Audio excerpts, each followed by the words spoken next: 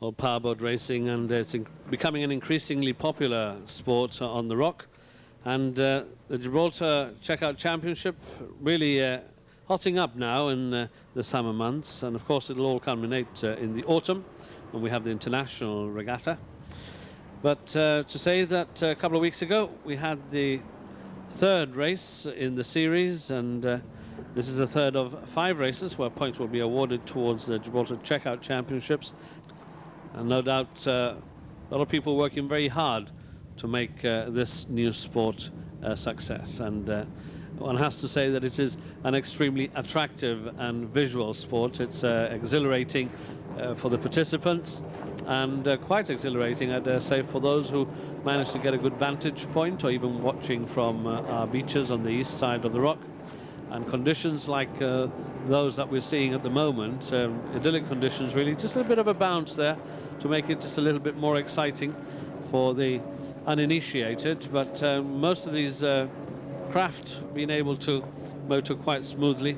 It'll be interesting to see when the weather picks up a little bit, like it did indeed on the first race, where the course had to be shortened.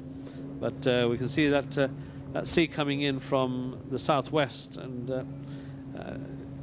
an exciting view there from the turns at the southern end of the course, which always provides all the spills and thrills as the boats converge onto the buoy that they have to go around each time.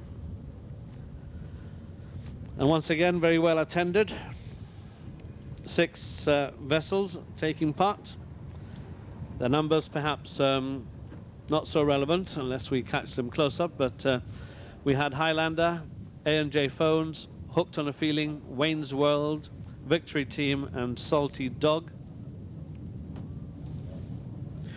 And these teams, I dare say, thanks to a lot of sponsorship and some of the team members not being left out of pocket, I dare say, but I'm sure they're putting a fair amount of cash into a sport like this, where the fine-tuning of the material that you're using, in this case a very expensive speedboat with a very expensive engine, needs to be upgraded every week, particularly in those days leading up to the races, where you can't leave anything to chance. So the races, which no doubt exhilarated and thrilled, some good shots there of the vessels virtually taking off. You can see right down to the bottom of the leg, and almost with the propellers out of the water. We look at some of the average speeds that were achieved. The top average speed on the day was 43 nautical miles per hour. The lowest speed, average speed that is, was 33 nautical miles per hour, and that in itself is quite quick when you're bouncing around like those chaps are doing there on the return leg, again way down south to complete yet another round the buoys. Looking at the team event, and of course the winners of this particular race.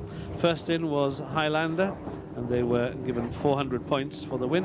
A&J Phones second. Highlander with an average speed of 43 nautical miles per hour. A&J Phones 42 nautical miles per hour, so just behind them there, but it cost them 40 points. They only got 360. Then Hooked on a Feeling third, and fourth Wayne's World 38 nautical miles per hour. Victory's Team on 35, and Salty Dog on 33. The Pilot or Drivers Championship, points there for the first man in on Highlander, Alan Parker, then Adrian De Los Santos of A&J Phones, Anthony Lombard third, Carl Tinkler fourth, Jonathan Victory fifth, and Daniel Victory was sixth. And for the co-drivers, because they also score points in the event that there are any changes in that, Aisha Borge, he was piloting Highlander, or co-piloting with Alan Parker.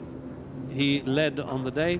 Second was Carl Mesilio, Ernest Gaetano third, Wayne Houghton fourth, Joseph Gilbert fifth, and Liam Baskers sixth.